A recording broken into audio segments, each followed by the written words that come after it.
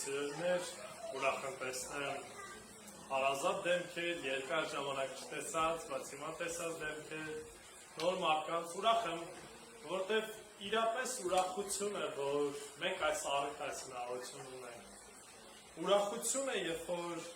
կարող ես կտրվել ամեն ինչից ուղղակի մի պահ առաջ գալ Տիրոջ առաջ ու միասին երգել, միասին Աստծո խոսքը կարդալ, միասին աղոթել։ Սրա մեջ ուղղակի մի փոքր երկնքի հանուն ենք զգում։ Այն ինչը որ Տերը պատրաստել է իրեն սիրողների համար։ Գիտեք, մեր շրջապատում այնքան ամեն ինչը ողողված նեգատիվով, անընդհատ վատ լուրեր, ես ինչ-որ բաներ, ու կարող է մենք էլ թուլություն ցուցաբերենք ու մեր սիրտը ինչ անի, նեղվենք, ինչ-որ մի իրավիճակներից ելնելով անհանգիստ լինենք։ Երբ որ միաբանության գալիս եք մեկտեղ, գրեք ևս մեկ անգամ մեզ համար հիշեցում է, Տերը մինչև հիմա իր տեղում է, Աստված մինչև հիմա գործում է, և Աստված մինչև հիմա փրկության դուռը բաց է բոլոր նրանց համար, ովքեր որ կգան խոնարհվեն Տիրոջ առաջ, ովքեր որ կգան խոստովանությամբ և հավատքով Աստծո առաջ։ Եվ այլ մեր գործն է աղոթել և Աստծո խոսքը փոխանցել։ Մեր գործն է անել այն ինչի համար, որ մեզ Տերը կանչել և այստեղ ինչ են գալիս, զինվելու, այստեղ պատրաստվելու, Տիրոջը նմանվելու և գնալու ու կատարելու իր կամքը, իր փառքի համար։ Ուրախ եմ, որ այս ժամերը գնահատում եք ու կարողանում եք տրամադրել։ Բոլորս էլ զբաղված ենք, բոլորս էլ աշխատանք ունենք, բոլորս էլ ինչ-ինչ պատճառներով, եթե ուզենայինք, չէինք գա ստեղ։ Տեսեք, հիմա եղանակը վատ է, կարենք ասենք կարող անձրև գարբավոր թրջվեինք։ Կամ նման շատ արդարացումներ կարող են գտնել։ Սակայն հիշեք մի բան, ինչպես որ անցած անգամ խոսում ենք, այն մեկը, որ վերստին ծնունդ ունի և հոգևոր հասունություն ունի, փափագում է Աստծո խոսքը լսելու, առնելու այն, ինչ որ Տերը ամեն օր խոսում է մեզ հետ, լինելու այն վայրում, որտեղ որ հավաքված են իր քույրերն ու եղբայրները, որտեղ որ Տիրոջն են պաշտում։ Սա ներքին մի ցանկություն է, մի փափագ է, որ այնպես չի ուղղակի, որ ասեմ լավ, 10 պաշտամունքի մասնակցել եմ, բավական է կյանքիս համար։ Կամ օրինակ եմա մի ուրիշ թիվ ասեմ, արդեն 2007 թվականին ապաշխարել եմ, արդեն 14 տարի գնում եմ պաշտամունքի, բավական է, դեր այդքան կիրակի մասնակցել եմ, էլի, արդեն հասել եմ ինչ-որ մակարդակի և վերջ էլի կարիքը չունեմ, կամ կարիք չունեմ Աստծո խոսքը կարդալու, մի անգամ կարդացել եմ, երկրորդ անգամ եմ կարդացել, ինչ կարիքը կա, քանի անգամ պիտի կարդանք Աստվածաշունչը։ Գիտեք, սա ներքին են փափագն է, որ դու ուզում ես անընդհատ Տիրոջ խոսքը լսել, ուզում ես երգել, ասել Տեր փառք ես այսօրվա համար, ուզում ես եղբայրներիդ ու քույրերի այդ ժողովրդի միաբանության մեջ լինել, որտեղ դրա մեջ էլի ուրիշ օրհնություն կա։ Դրա համար սիրելիներ, ուրախ եմ ձեզ տեսնելով։ Ուրախ եմ, որ այս թանկ ժամանակը տրամադրում եք ճիշտ բանի համար։ Սիրելիներ, այսօր ևս պետք է շարունակենք այն թեման, ինչ որ սկիզբ է առել մի քանի ամիսներ առաջ, Եբրայեցիս նամակի սերտողությունը մեր պետք է շարունակենք, և ասեմ, որ անցած կիրակի օրվա քարոզը ուղիղ համեմատական կապի հետ է այն ինչ որ այսօր ենք խոսելու։ Եվ հույսով եմ, որ անցած կիրակի օրվա քարոզից գոնե մի քանի բան հիշում եք։ Ինձ կասեք, տեսնեմ ինչ եք հիշում անցած քարոզից։ Ինչի մասն ենք խոսում, չասեք Աստվածաշնչից, Աստծուց։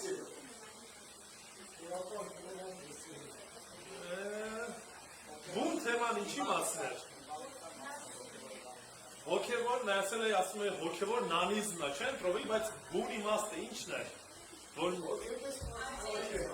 պետք ապրես, որ պետք է աճենք, այսինքն գաճաճ հոգևոր կյանքում չպիտի մնանք։ Եվ մինչև այդ միասին խոսեցինք,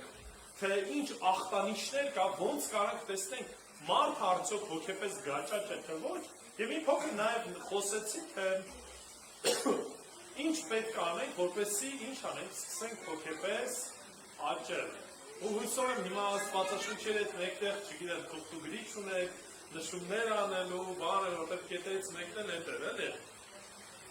Ասածս ինչ կցուցանե, խոսքը ոչ միայն պետք է լսենք, այլև գործնականով մեր կյանքում ինչ անենք,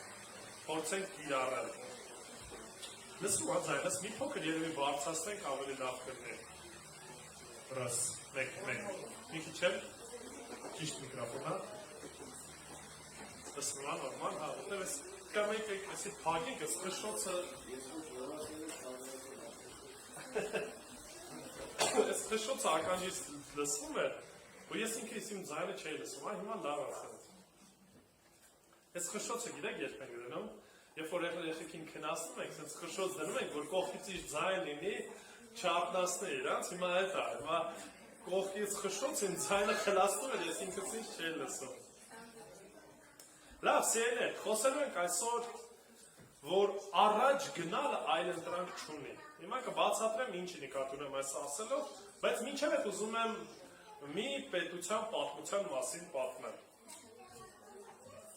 Ուզում եմ խոսեմ արաբական էմիրությունների մասին։ Նրանք ովքեր որ արաբական էմիրությունների որպես պետության պատմությունը գիտեն, շատ չեմ սկսելու հնից, ես կգամ այն ժամանակվանից, երբ որ իրանք անկախություն ձեռք բերեցին եւ դա տեղի ունեցել 1971 թվականին։ Ու պատկերացեք այս 1971 թվականի արաբական էմիրությունը եւ այսօրվա էմիրությունները շատ մեծ տարբերությամբ իրարից տարբերվում են, շատ մեծ հաշվով։ Եթե օրինակի համար մենք այսօր գիտենք օրինակ Շարժան, Դուբայը որպես մեծ հզոր քաղաքներ, հարուստ քաղաքներ, 50 տարի առաջ այդ քաղաքները նույնիսկ քաղաք էլ չէին։ Գյուղ էին, գնչուներով կամ ոչ թե գնչու էին, այսինքն իրանք բեդուիններ էին, որոնք որ զբաղվում էին առևտրով։ Այդ պետության միակ գործը առևտուր անելն էր եւ ուրիշ ոչ մի բան չէին անում։ Երկար ժամանակ անգլիական լծի տակ են եղել, հետո երբ որ արդեն ժամանակը եկավ ուղղակի միջազգային ճնշումների տակ, վերջ-վերջո Անգլիան թողնում է եւ անկախություն են ձեռք բերում։ Եվ ինչ է տեղի ունենում այդ ժամանակ։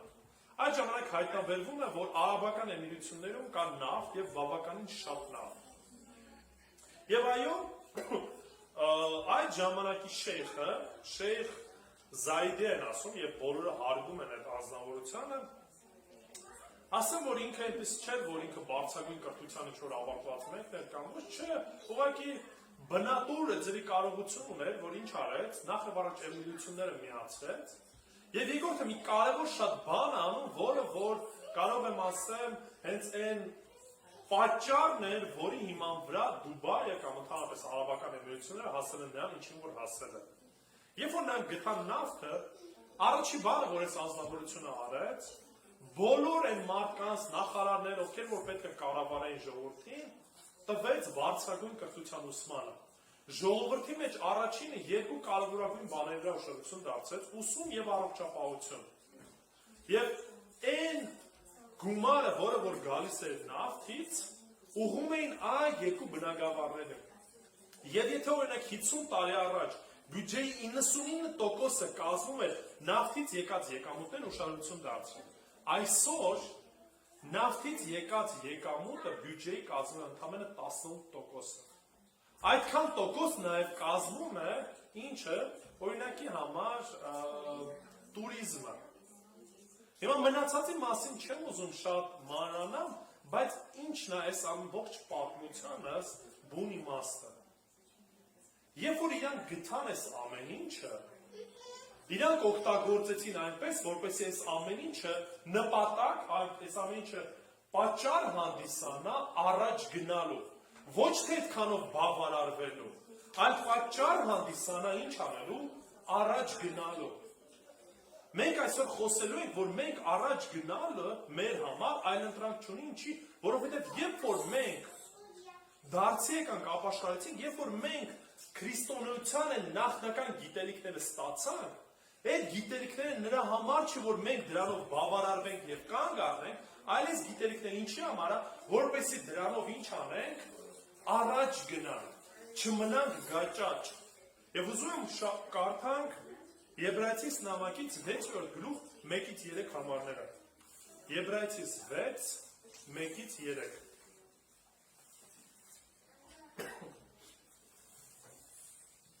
Եբրայեցիս 6 1-ից 3 համարները Ուստի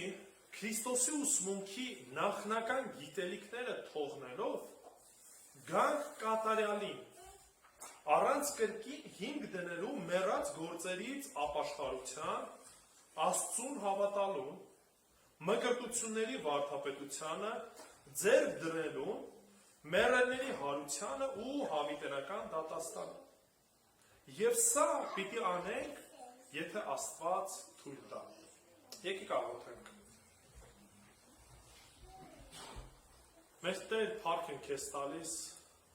որ այսօր ունենք Տեր Շնորհակալ ենք ով Հայր որ եւս մեկ անգամ կարող ենք գալ քո առաջ աղոթքներով, փառաբանությամբ, երգով եւ դու խոստացար ով Հայր որ որտեղ որ հոգով եւ ճշմարտությամբ պաշտամուն կբարձրացվի այն քո առաջ ընդունելի կլինի Տեր։ Եվ հիմա գալիս ենք քո առաջ Տեր Աստված մեր տկարություններով հանդերձ եւ խնդրում ենք որ դու օգնես մեզ խոսքդ հասկանալու Տեր եւ խոսքիցդ առնելու այն ճշմարտությունները, որով որ պետք է առաջնորդվենք։ Թող որ ամեն բանի մեջ քո սուրբ անունը փառավորվի եւ դու մեծարվես։ Հիսուսի անունով ամեն։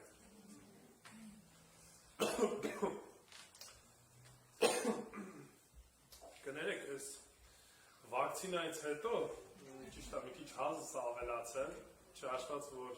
մի օր էլ մի քիչ տաքություն ունեի, հետո կեսօր, 1.5 օր, հիմա արդեն լավ եմ, բայց դեռևս մի փոքր էս հազը կա, դրա համար հայցում եմ ձեր ներողամտությունը։ Եբրայեցիս այս նամակը, ընդհանրապես այս հատվածը բավականին դժվար ընկալելի հատված է, եւ ասեմ շարունակությունը նորից մի հատվածի մասին ենք մյուս կիրակի առաջ Աստված խոսելու, որը որ բավականին շատ շփոթմունք է առաջացնում։ Առաջին հայացքից եթե ուշադիր չլինենք, կտպավորություն կստեղծվի, ոնց որ հեղինակն ասում է, որ մենք պետք է մի կողմ գցենք այն Քրիստոսի վարդապետությունը կամ այն քրիստոնեական կարծես թե վարդապետությունները եւ այն չգիտես ինչի համարում է փոքր կամ նախնական ուսուցում Քրիստոսի մասին։ Եվ ասում է պետք է ձգտենք կատարյալին։ Այնինչ որպեսզի հասկանանք բուն իմաստը, ես ուզում եմ որ մենք նորից հետ վերադառնանք հասկանալու թե նախ եւ առաջ խոսքը ում էր ուղղված։ Մենք ինչքան հիշում ենք որ այն ուղղված էր առաջի հրեա քրիստոնյաների, այսինքն հրեաներ էին իրանք որոնք որ ընդունել էին քրիստոնեություն եւ այո ունեն որոշակի սովորություններ, որոշակի տենդենսներ, որը որ կարիք ուներ հեղինակը մատնանշելու, ցույց տալու, ճիշտ ճանապարհը քայլելու։ Հիմա վստահ եմ որ ձեզ համար գաղտնիք չի, որ քրիստոնեության հիմքը հանդիսացել է ինչը՝ հուդայականությունը կամ հին կտակարանը։ Եվ այն ինչ որ օրինակի համար մենք սովորում ենք հին կտակարանից նոր կտակարանով ամփոփվել է, դարձել է ամբողջական մեր հավատքի հիմքը, եւ հիմա քրիստոնեական հավատքը, որպես ուսմունք ամբողջական, ինչի վրա է հիմնվել է հյուդայիզմի վրա, այսինքն 5 կտակարանի վրա։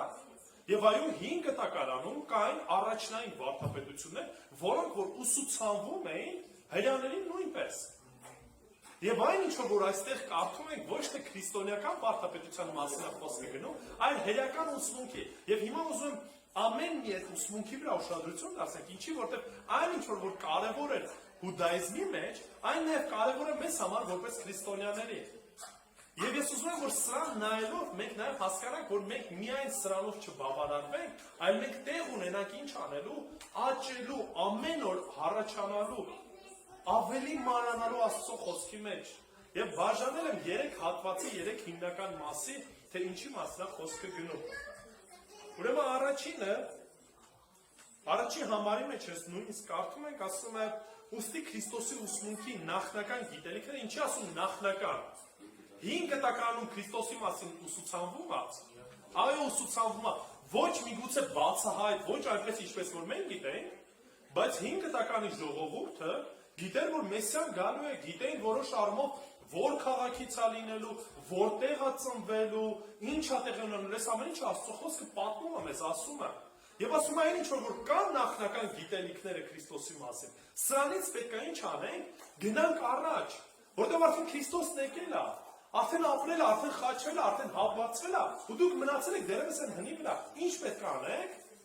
Պիտի առաջ գնանք, չպիտի մնանք այդտեղ, որտեղ սա նախնական գիտելիքներն են։ Հիմա մի պարզ օրինակ եմ բերում։ Մինչև կարդալ սովորելը, ինչ ենք սովորել։ Այ բենարանն ենք, չէ՞ սովորել։ Հիմա պատկերացեք մի իրավիճակ, այ բենարանը սովորեցիք, տարերը գիտեք, ասեք վերջ, ես իմ միսան ավարտեցի։ Էլ ոչ կարդալ այնց հետաքրքրում ոչ մի բան։ Արդյոք դա նորմալ երևույթ է։ Չէ՞ կհասկանամ այդ դեպքում կհասկանամ դա տարերը սովորելու իմաստը ո՞րն է, եթե չես կարդալու, ինչ որ նոր գրականություն, նոր բան, ինչ որ մի բան չես առաջ գնալու։ Այն նույն բանը հիմա Եբրայեցիս նամակի հեղինակը սա է ասում։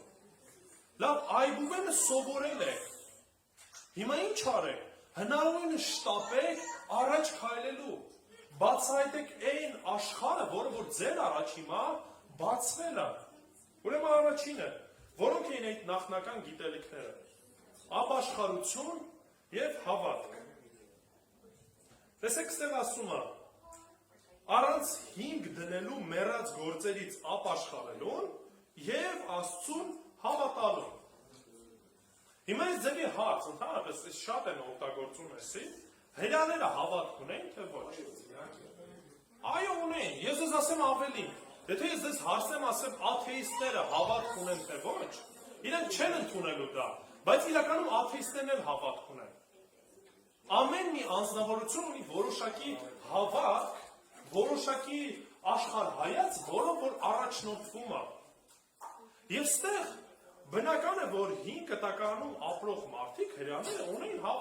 ունեին հավատ, ինչքանով որ Աստված իրենց բացել էր, ինչքանով որ գիտեին, այդքանով էլ հավատում էին, ինչքանով որ պատկերացում ունեին, ինչպիսին է լինելու Մեսիան, ինչպիսի գործողություններ անելու այս ամեն ինչի մասին, ունեին նախնական հավատ, որով որ նաև Աստված այդքանը բավարար էր համարում, որպեսզի նրանք դրանով ինչ անեին, արդարանային։ Դրա համար նույնիսկ կհասնենք դերևս Եբրայեցիս նամակում մի գլուխ նույնիսկ տրամադրում է հեղինակը սրան, թե ինչպես 5 տակայան հեղինակները արդարացան ինչով, հավատքով։ Հավատքով արդարացան, այնքանով, ինչքանով, որ Աստված իրենց ինչ էր արել, բացել էր, ցույց էր տվել, հայտնել էր իր խոսքի միջոցով։ Կլինի որոշները գրավոր, որոշները մարդկային փոխանցումով, որոշ դեպքերում մարգարեներն էին միանգամից այդ խոսքը հայտնում, բայց այսքանը բավարար է։ Հիմա նույն հարցը ուզում եմ ձեզ տամ։ Արդյոք մեզ համար բավարար է լոկ ուղղակի հիմնվենք 5 տակարանյան ուսմունքով, որը որ կար։ Ինչու՞։ Որովհետև մենք արդեն ինչ ունենք, ամբողջական Աստծո խոսքը մեզ համար բացահայտված է։ Եթե ես օրինակի համար, նախնական իմ փրկության, իմ հավատքի համար, մեկը ինձ ավետարանելը խոսքի եւ պարզ բաներն ասել, ինչ որ բավարար է իմ փրկության համար, օրինակի համար։ Խաչելությունը Քրիստոսի իմ մեղավոր լինելը, Քրիստոսի միջոցով փրկություն ստանալը, մեղքերից թողությունը, արդարացումը, որդեգրությունը, այս մի քանի պարզ բաների մասին շատ հստակ մեկը ինձ ավետարանեց, ես լսեցի, այդ խոսքի հիման վրա ինչ արեցի, հավատացի եւ փրկվեցի։ Հիմա ինչ պետք է ասեմ բավարար է եւ դրանից առաջ չեմ ուզում գնալ։ Այսքան ինձ բավարար է, ուրիշ բան չեմ ուզում լսել։ Գիտեք ինչքան եմ լսել այս արտահայտությունը։ Ասում եմ մի խորացեք դրա մեջ։ Հալա մենք մեր Աստված ունենք, մեր հավատն ունենք ու վերջ։ Աստված երկնքում է եւ վերջ, այսքանով բավարարվում են մարդիկ։ Ասում են դե լավ, Հիսուս ֆիլմն եմ տեսել, գիտեմ ինչ է եղել։ Սկիզբն էլ գիտեմ, շարունակությունն էլ գիտեմ, խաչելությունն էլ գիտեմ։ Էն ինչա կարևոր ես մի հատ էլ կարդամ։ Կամ շատերն ասում են, դե ես չեմ սիրում կարդալ, ավելավա ինչ որ մեկը ինձ ասի, ես լսեմ։ Բայց ինչ գիտես, ինչ ես լսում։ Ինչ գիտես, ով ինչ է սովորեցնում։ Դա համար սիրելին հեղինակն ասում է այն ինչ որ ունեիք, լավը որ ունեք, ինչ եք անում, բռնեք այդ ամուր, բայց դրա վրա ինչ արեք, ավելացրեք, առաջ գնացեք։ Մի բավարարվեք այն հավատքի խոսքով, որը որ նախնական փրկություն ստացանք, բայց մի բավարարվեք դրանով։ Թող դա ձեզ համար կարիք չհանդիսանա, որ դու կանգ առնես քո հոգևոր հասունությանդ մեջ։ Մի կանգնեք սրանով։ Ինչ վերաբերվում է ապաշխարության, ապաշխարությունը ինչ է նշանակում։ Դարձի գալ կամ պտտվել, ընդհանրապես եթե գլոբալ առումով վերցնեմ, սա մտքի փոփոխություն է։ Այն միայն այն չի, որ ես գիտես ինչ կա, տհաճություն եմ կամ ես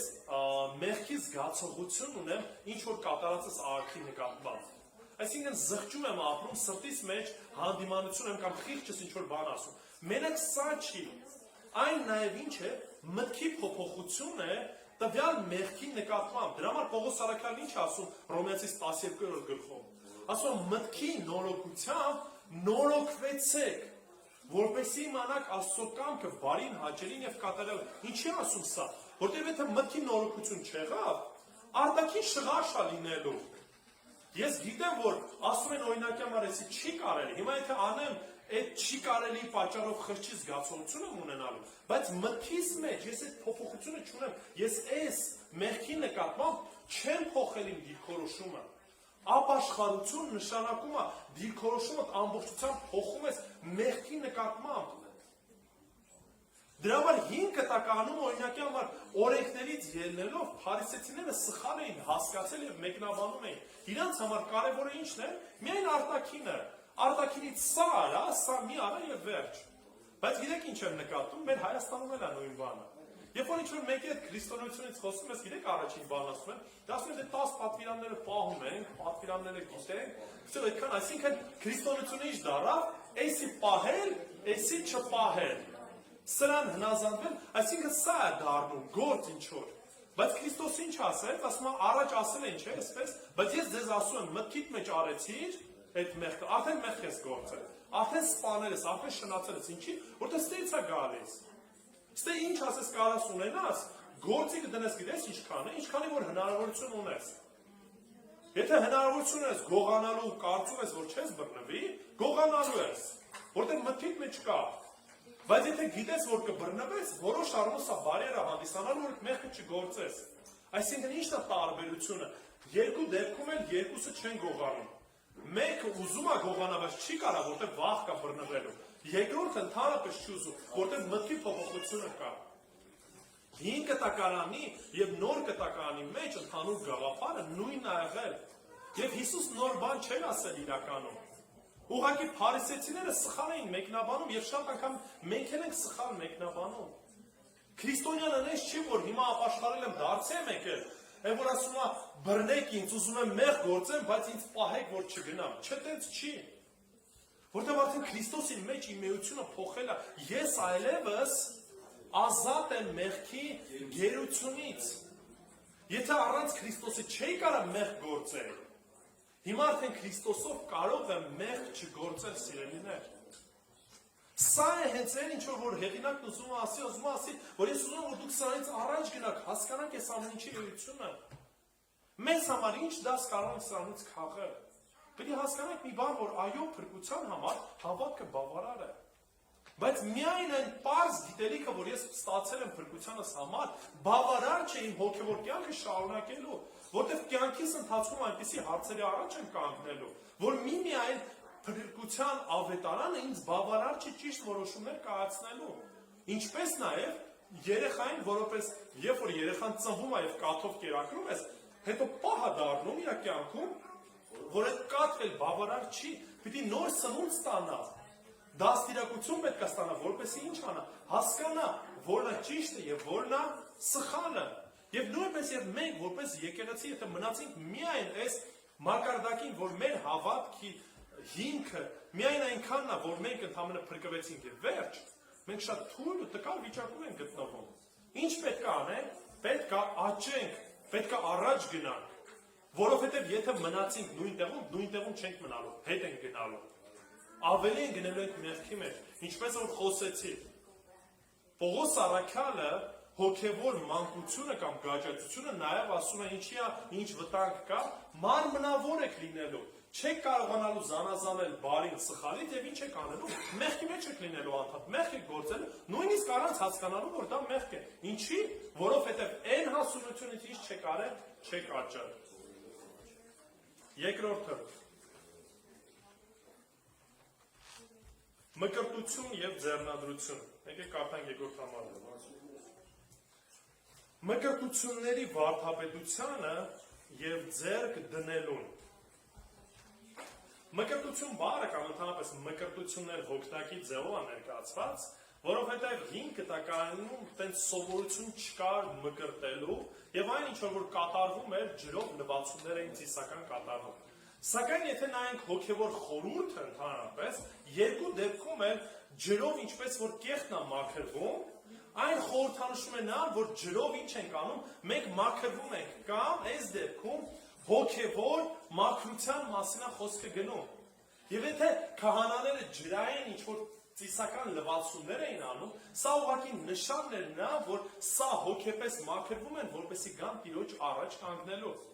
Մկրտությունը իրանց ինչ է ներկայացնում։ Եկեք բացենք օրինակ համար Գործք առաքելոց 22:16-ը։ Գործք առաքելոց 22:16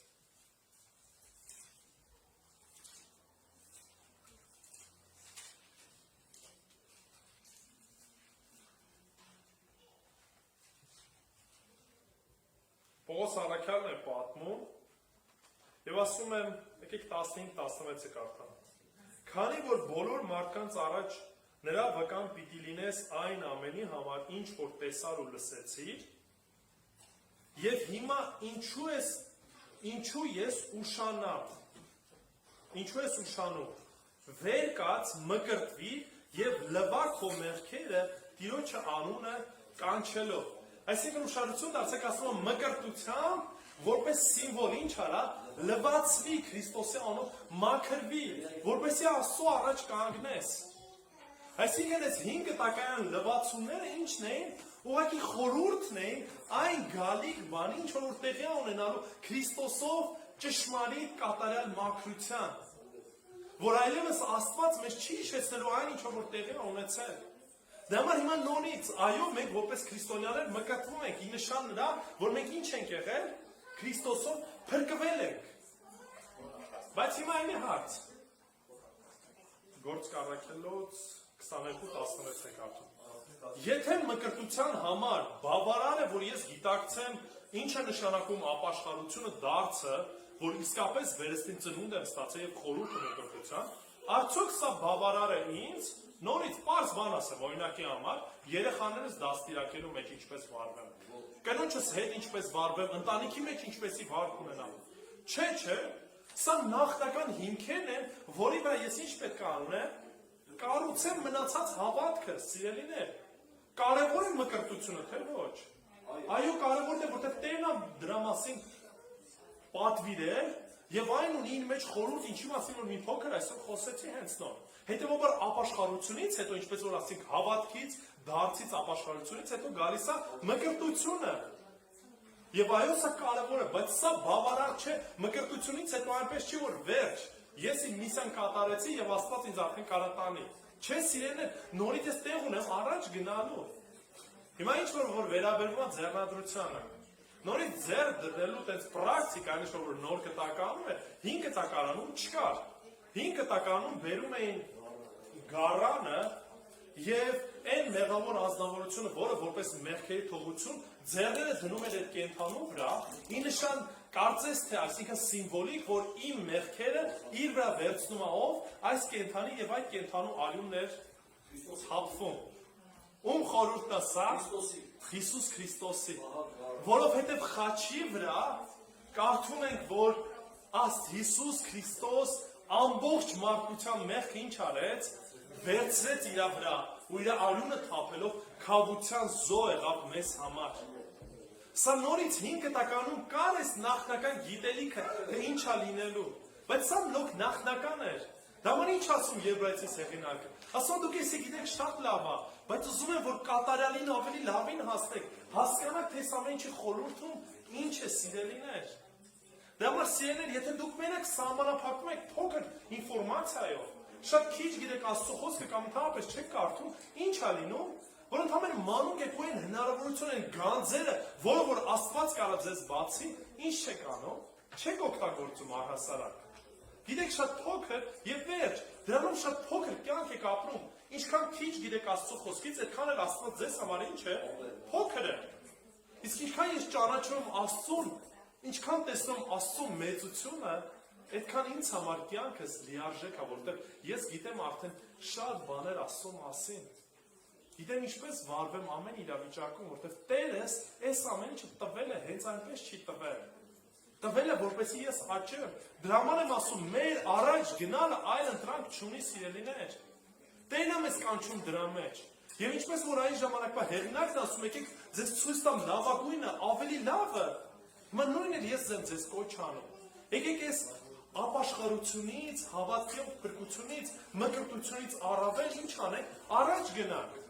Նոր գտականում ձեռնադրությունը ինչ խորհուրդ ունի։ Ձեռնադրությունը ինչ անում, եկեղեցին ինչ որ մեկին շնորհում է կամ լիազորում է կատարելու այն ինչ որ Տերը արդեն իսկ այդ մարդու կյանքում հաստատել է եւ կանչել է։ Այսինքն բացի մկրտությունից հետո նաև այդ շարունակական ծառայության մեջ մտնելը, սա նորից էտապ է, որ ամեն մեկս էլ պետք է մտնենք։ Բայց հենց այնպես չի լինում։ Փոքր երեխային դու չես կարող կանչես ծառայության եւ Տերն էլ չի կանչի։ Պետք է պատրաստվել։ Պողոս Առաքյալը ձեր կարծիքով միանգամից մտավ ծառայության մեջ, չէ։ Կարդում եք Դարձից ապաշխարությունից հետո 3 տարի Արաբիայում Աստված հրաշք կերպով սովորեցրել է իրան։ Եվ դրա համար ինքը կոչվեց առաքյալ, որտեղ գրված է, որ հենց Հիսուսից եմ առել, ես առաքյալներից կամ ուրիշ մեկից չեմ առել։ Ինչի եթե Պողոս առաքյալը կարիք ուներ 3 տարի սովորելու, մենք ինչ ենք սովորում, ինչ ենք անում, արդյոք բավարարվում ենք Կիրակից Կիրակի, արդյոք լոկ բավարարվում ենք ինչ որ քարոզներով եւ վերջ։ Սիրելիներ, պետք է կարդանք, մենք ինքներս այդ քայլը պետք է անենք։ Տերն է կանչում, որ դու այդ քայլն անես։ Երրորդը։ Դրանից հետո անդրադառնում է եւս կարևոր 2 վարդապետությունների։ Հարություն եւ գալիք դատաստան։ Արդյոք հարության մասին հրյաները գիտեն եւ հավատում են։ Այո, գիտեն եւ նույնիսկ տեսնում ենք նոր կտակարանի ժամանակահատվածում Փարիսեցիների ու Սադուկեցիների մեջ ինչ կար, կռիվ կար։ Սադուկեցիները չէին հավատում հարությանը, Փարիսեցիները ինչ էին անում, հավատում էին։ Բայց արդյոք լիարժեք գիտությունն ունեն հարության վերաբերյալ։ Չէ, այդ ամեն ինչը որոշ առումով մշուշոտ էր, կային ինչ որ գաղափարներ։ Բայց ինչ է ուզում Եբրայեցիս հեղինակը, որպես իրանք տեսնեն։ Ինքը ուզում է տեսնի, թե ով է հարության անդրանիկ, ով է առաջինը, Հիսուս Քրիստոսն է, որովհետև ինչպես որ մահացավ, երրորդ օրը ինչ արավ, հարություն արավ։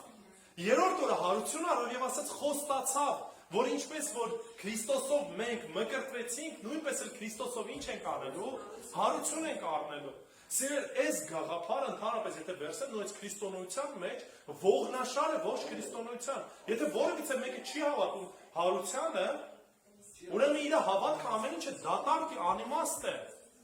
Եվ նույնը հրյաների համար ասում է, լավ դուք մշուշոտ դրա մասին գիտեք, եկեք ձեզ ավելին ցույց տամ։ Հիմա ուրիշ հարց տամ։ Հարության մասին մենք ինչքան գիտենք։ Արդյոք մենք լիարժեք հասկանում ենք կամ գիտենք, թե հարությունը երբ է լինելու, ովքեր են հարություն առնել, որտեղ այն ժամանակ շատ պարզ չէ։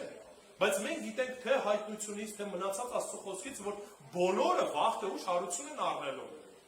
Թե Քրիստոսով նջեցյալները, թե նրանք, ովքեր որ Քրիստոսին չճանաչեցին։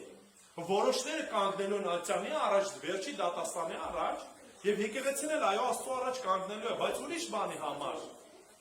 Հասկանում եք, այս ամեն ինչը նախնական գիտելիքներ են, բայց սրա վրա ինչ պետք է անենք, պետք է կառուցենք սիրելիներ։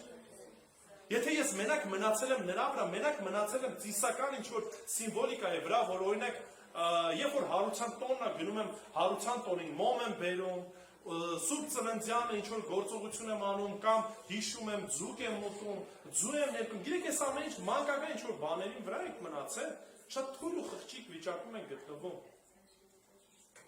Բայց բոլոր նրանք, ովքեր որ Աստծո խոսքի մեջ առաջ են գնացել, նրանք տեսել են այն քաղցրությունն ու այն գանձերը, որ դու կարաս ամեն օր ինչ անես, քաղես։ Եվ այն ինչ որ քաղես, դա էլի վիճակի կլինես ինչ անելու, փոխանցելու ուրիշներին ու գործածելու քո կյանքում, քո համար Աստված օր-օրի այլ ավելի գեղեցիկ ու մեծ կերպով է ներկայանալու։ Եվ կյանքդ արդեն կախված չի լինի փոքրիկ ինչ որ բաներից, ինչ որ վախերից, վակցինա, էսկոմ ենկոմ, Գիտեք ինչ այդ նկարը սկսեցի։ Նպատակային, որտեղ այնքան են տեսել շատերը սկսում են նորից չիպավորում, վակցինա, հեսա, չգիտեմ, էս են անում, են անում, հասկանում եք, այս ամեն ինչը ինչից է գալի, որ հոգեպես թույլ են, տկար են, շատ բան չեմ տեսնում։ Պատվաստումից հետո կներեք, հիմա ես չեմ գովազդում պատվաստումը, բայց պատվաստումից հետո ոչ փրկությունս կորցրեցի, ոչ էլ չգիտեմ, չիպավորվեցի կամ ուրիշ ինչ-որ մի բան, մինչև հիմա կյանքս լիարժեք կախված է Աստծուց եւ կախված է լինելու Աստծուց։ Ու ինչքան Աստված կյանք տվեց, իրեն փառավորելու եմ։ Փորձելու եմ անել այն ամեն ինչ որ Տերս պատվիրում է որ անեմ։ Հիմա հարցս ինչու՞մն է, այս ամեն ինչի ամփոփում ինչու՞մն է։ Այն ինչ որ ստացաք, մի բավարարվեք, մի ասեք սա բավարար է ինձ եւ վերջ, այսքանով կանգ եմ առնում, որովհետեւ որ վարքյանին որ կանգ արեք ձեր հոգեվոր կյանքում, ձեր հոգեվոր հասունության մեջ, իմացեք միանգամից ընկնելու եք։ Հոգեվոր մարդու կյանքը պետք է լինի այսպիսին։ Այո, մենք ընկնում ենք, բայց նորից պետք է բարձրանանք ու անընդհատ պետք է աճենք մեր հոգեվոր հասունության մեջ, գիտելիքների մեջ։ Ինչի՞ն։ Որտեղ սրա մեջ է Տերը մեզ կանչում։ Որտեղ եթե կանգնեցինք, էլ չենք կանգնելու դրանից հետո չենք կարողանալու վերականգնվել։ Դրա համար առաջ պետք է քայլենք որպես եկեղեցի։ Դրա համար կոչս կլինի սա. մի բավարարվեք այլ վերարանով։ Եկեք աղոթենք։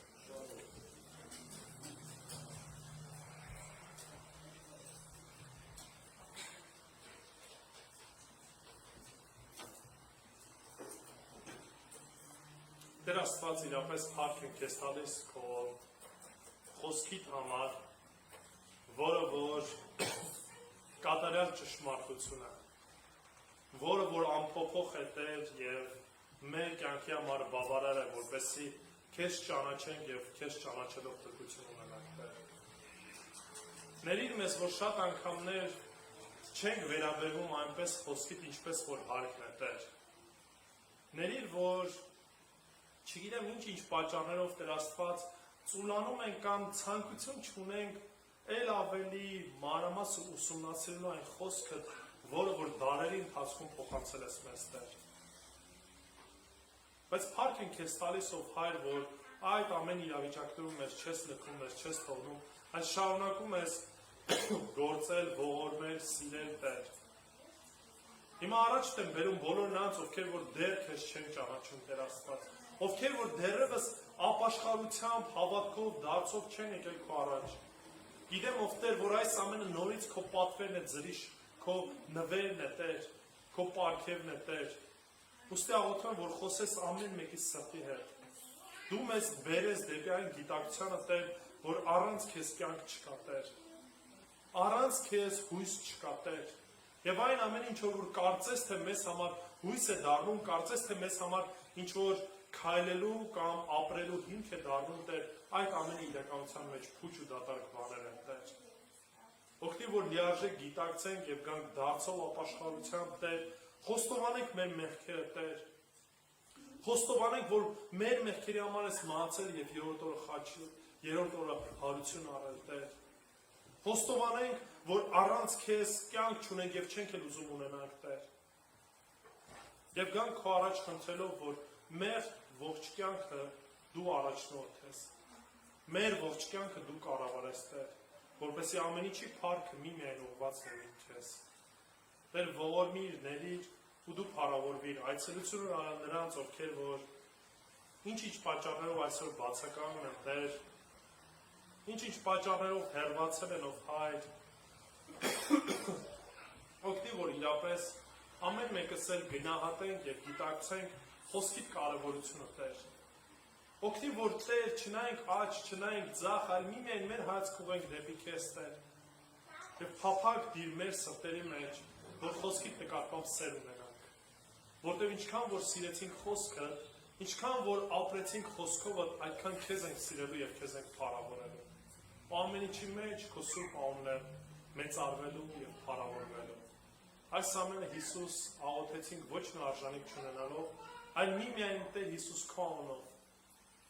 որպեսզի փառավորվի Հայրը, Որդին եւ Սուրբ Հոգին։ Ամեն։